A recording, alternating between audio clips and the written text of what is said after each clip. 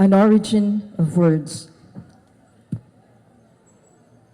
I caught the last word, tulang, as it faded into the screech of train brakes. You pulled up your sleeve to show the jutting elbow, the easy joint that allows you to bend and reach.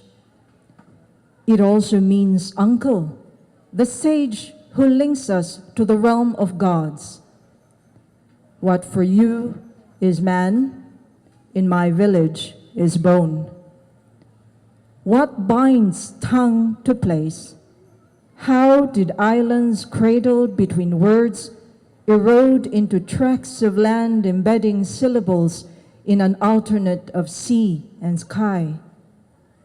The stark geography of knowing everything was once connected, adrift, though we are now in our search for destinations. Man, bone, and gods, slivers of Trinity stringing our myth of creation. Yet how could we not know in each other is a true language? Dalam hati. Yes, within the heart, though for us, dalam hati is sorrow spoken in the briefness of a word, bearable after the heart hinge on an oath.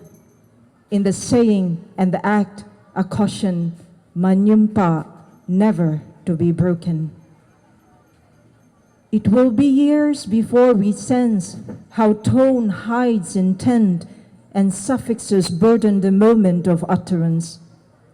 Together, we shift in Earth's slow axis, its steady turning, jolting and pulling ridges apart into the ocean, the origin of depth, the fluid freight of words known as laut, whose wisdom wins water from shoreline before its tremors drown everything back in silence. Thank you.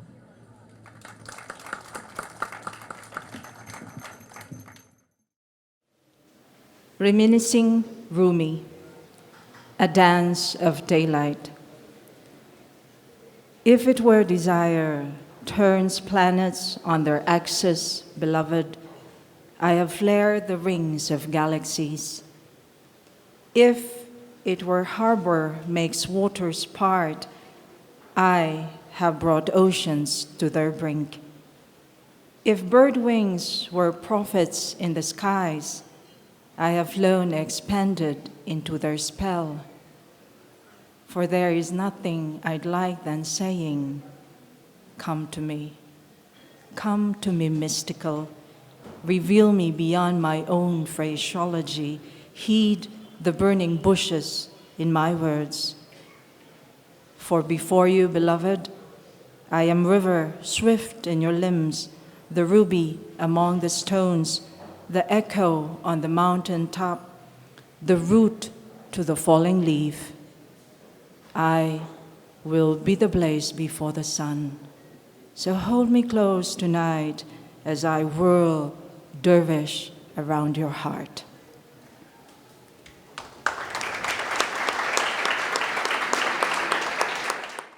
Buenas tardes. Muchas gracias, Colombia, por una intensa semana de palabras, poesía, danza y vida. Disfrutaré los recuerdos por siempre. Los quiero a todos.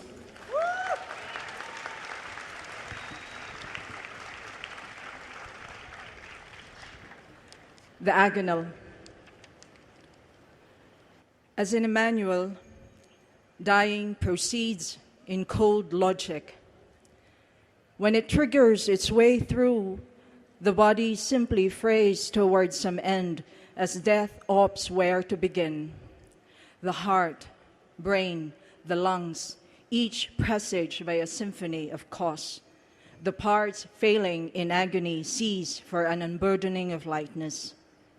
From the keenest pain, release is precise. Gravity slows down blood for a return to the elements, the weakening heave for life, the austere words, the breath that in its retreat afflicts the flesh in its passage to the flora of sleep. Nothing is arbitrary. Death has its own priorities. So understand how Martha, in her grief, dares Jesus over her brother's death. If you had been here, he wouldn't have died. Kindness defies the fated loss. Believe, and she of mortal grasp fails amid the greatest mystery that is of flesh. For who was he to have kept the sick beggar from dying? For 3 days Lazarus' soul hovered. On the 4th the reek of plague began, for death is certain, and weeping the sound of it. Thus, when he gleans the bright shaft breaking the odorous dark, and lifts and drags himself to the cave's mouth, the linens unfurling in a eulogy of light, at the threshold where he is sin and lives, he senses horror in his wonder. What has he risen from for another man to fall again? The story ends at the brink of our remains. In his finite self and divine, a man leaves alone another in suffering. In his finite self and divine, man torments at how nothing disrupts death. This is the miracle. Thank you.